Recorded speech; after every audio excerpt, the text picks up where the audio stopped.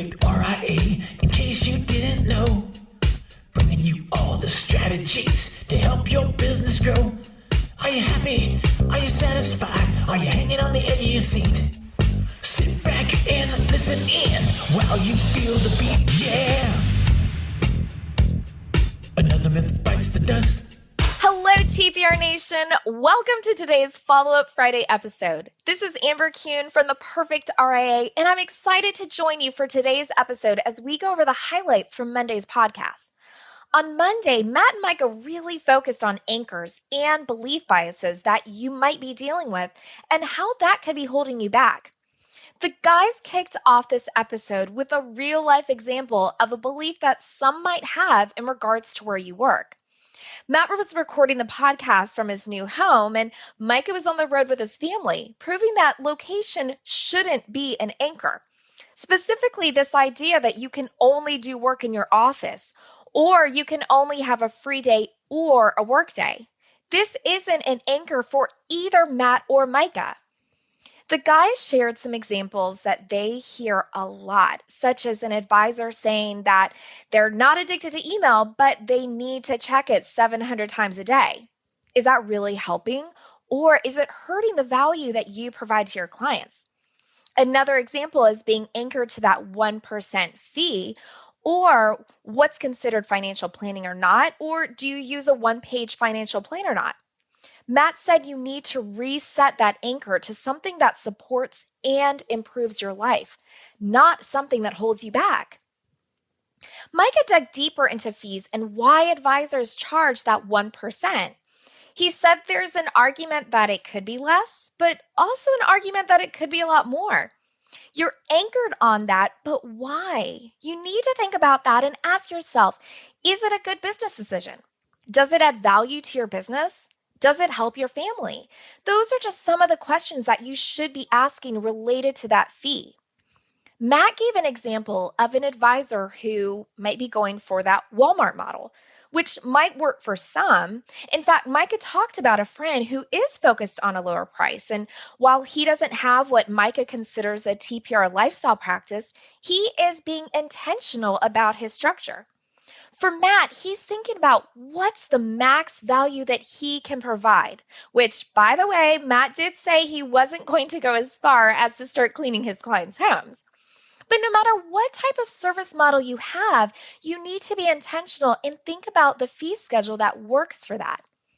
When it comes to fees, Matt and Micah said to look at what you are solving for, and that a big question they receive is, what do you do when you raise your fees?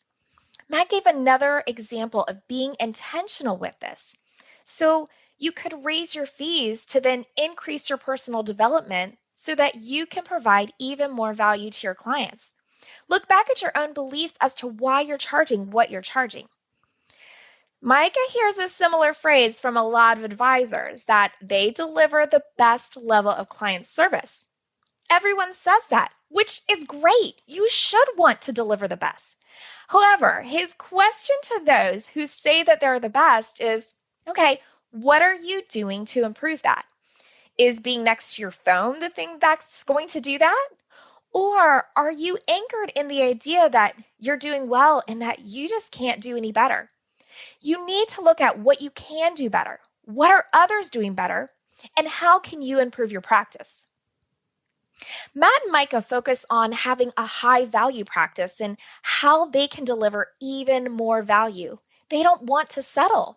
They make sure that they put out to everyone that they are delivering massive value, and that ensures that they continue to up their game.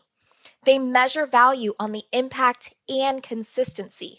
For example, they said doing quarterly value adds can help with that head trash that an advisor might feel around how much value they are delivering to their clients. Another discussion the guys had was, where do your teams have anchors? From Micah's office, he shared that people love consistency, especially an operations team. However, he works off of the mindset of, if there's a better way, then he's going to look into it. And with that, his team then looks through the lens of what's the best for the client or what's the best for the office.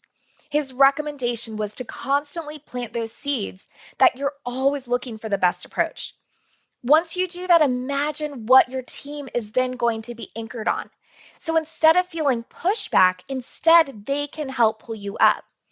For Matt, he believes that most times team members are very committed to the practice and to the clients and to you. So sometimes when changing systems, it's more about how it's presented.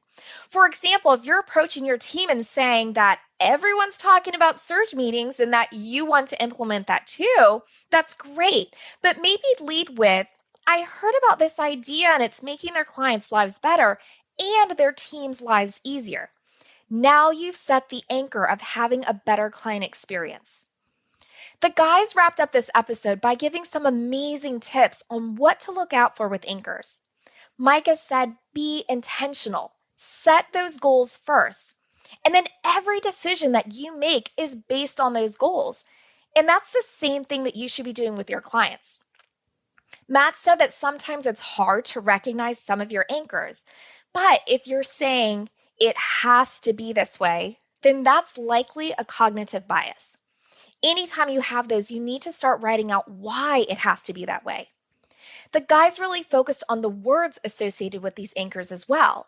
For example, Micah said that anytime you use because, for example, you can't do something because, you're immediately shutting it down without giving it a review and thinking about it. So it's so important to think about the words that you choose. Matt recommended not saying I can't or I should. Change that to I choose or I choose not to. Let's get into this week's action items. Action item number 1, our panel of success at the XYPN Live Pre-Con on October 8th. If you are just looking for a presentation, this will not be one of those events. You will not only have the opportunity to listen to key advisors talk about their practices, but you'll have the ability to ask questions as well. Be sure to get signed up today by visiting theperfectria.com. And a reminder for our Backstage Pass members, reach out for your discount code. And Invictus members, be sure to contact us for your complimentary platinum access. Action item number 2, make a list of things you feel like you have to do and things that you feel that you can't do. Then look into why you feel that way for those items that are on your list and look at what if you had to do it differently, as in you were forced to, and then what would you do? Action item number 3, reset your anchors with your team. Always plant that seed of how to improve the value you're delivering to your clients. Action item number 4, Matt and Micah recommend the book Never Split the Difference by Chris Voss. Micah also recommends that his clients use this book as well for negotiating. This is a great way to add value. And for our last action item, be sure to give us 5 stars wherever you are listening. If you're listening on a different platform such as Spotify or Amazon, please be sure to give us 5 stars there so we can continue to grow. Thank you so much for joining me today. And until next time, happy planning. Hold on before we go. Something that you need to know. This isn't tax, legal, or investment advice. That isn't our intent. Information designed to change lives.